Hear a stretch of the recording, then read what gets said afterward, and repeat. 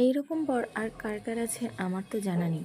আরে বাবা, কি বলবো তোমাদের, 3 থেকে 4 দিন বললাম সন্ধেবেলা, বিশেষ করে শীত পড়ে গেছে এখন তো আর একদমই মানে ভাজা পোড়া তেলে ভাজা ছাড়া কিছুতেই কিছু ভালো লাগে না।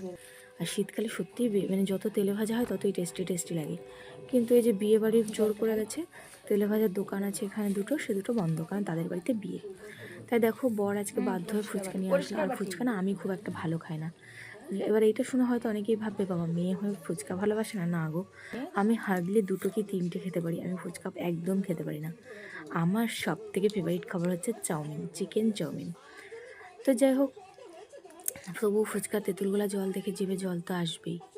তো যাই হোক, বর বাধ্য হয়ে আমার ওপর মানে এতটাই রেগে গেছে, বলছে তোমার রোজ তেলে ভাজা চাই না, রোজ তেলে ভাজা চাই আর হাতের মতো মোটা হয়ে যাচ্ছ।